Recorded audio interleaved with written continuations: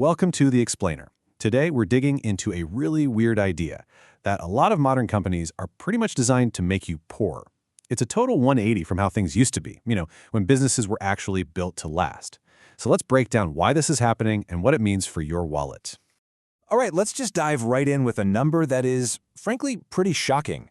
According to a major study by McKinsey, a staggering 75% of the companies publicly listed today will be gone by 2027. Gone. Poof. Whether they got bought up, went bankrupt, or just disappeared. And this isn't some far-off prediction, It's a trend that's been picking up speed for years. If you go back to 1958, the average big company had a lifespan of about 61 years. Today, it's less than 18. Think about that. Your car loan will likely outlive the average major company these days. So, you gotta ask, right?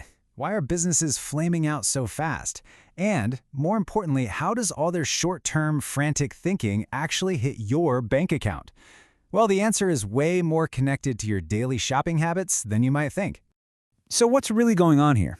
Well, at the heart of it all, there's this sickness, you could call it, that's taken over the modern business world. And it's an obsession with one thing: speed. Just speed about everything else. This whole philosophy, famously pushed by Mark Zuckerberg back in the startup boom, basically became the new Bible for tech and beyond. It completely flipped the script from, long-term survival and stability to just reckless, super fast, and honestly, often destructive growth. And in that mad dash for speed, what got broken? Well, all the important stuff, really. The foundations. Yeah, things like actually satisfying your customers, making products that last, basic honesty, and maybe the biggest one of all, trust. Those were the first things to go. And here's the kicker. This desperation for quick wins created the absolute perfect environment for a trap. Because when a company's survival hinges on making its numbers for the next quarter, you can bet they're more willing to use some shady tactics on you to get there. And the data on this is just wild. The OECD took a deep dive into e-commerce sites and found that almost 80% of them use what are called dark patterns.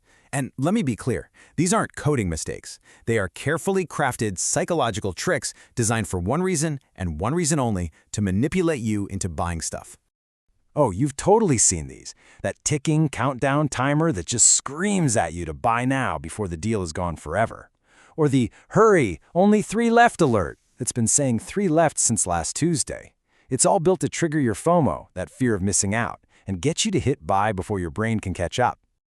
And this isn't just a few bad apples, okay? It's everywhere. A global survey found that 71% of people feel like they've been tricked by misleading ads or fake discounts in just the past year. This isn't a small issue. It's basically the new normal of online shopping. Okay, so if that's the sickness, where's the cure?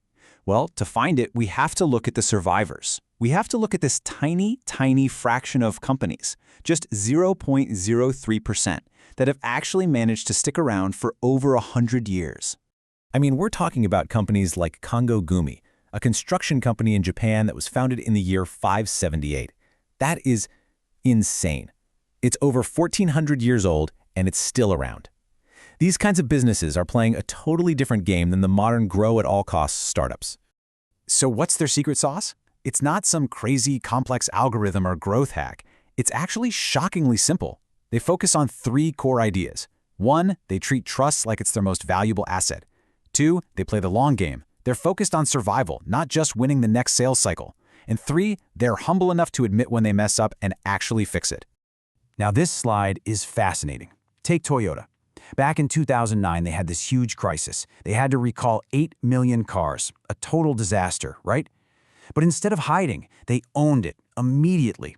And the result? Their customers trusted them even more, and their market share actually got stronger. You compare that to companies that use gimmicks. Once people catch on, they lose over 60% of their customers. The takeaway is crystal clear. Trust isn't some fluffy, nice-to-have thing. It directly drives performance. Okay, so this brings everything back to you. How can you take all this and actually use it to escape those marketing traps and, protect your money? How do you apply this wisdom? Well, there's this fantastic analogy. It's called the good shoes analogy, and it goes like this. A poor person buys a pair of $10 shoes, and they fall apart every single year. So over a decade, they've spent $100. A wealthy person, on the other hand, buys one pair of really good $50 shoes that last them the entire 10 years. They actually save money. And this just hits the nail on the head, right? All of that deceptive marketing, the fake timers, the false urgency, it's all designed to sell you the $10 shoe.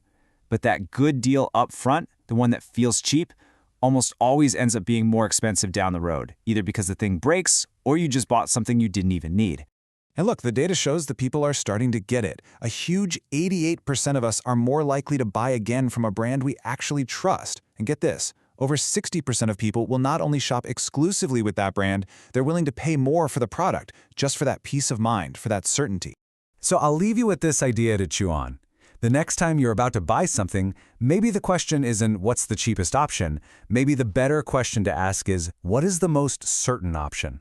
Because in this crazy, noisy world we live in, certainty, well, that's not just a comfort, it's a luxury. And that's where the real long-term value is.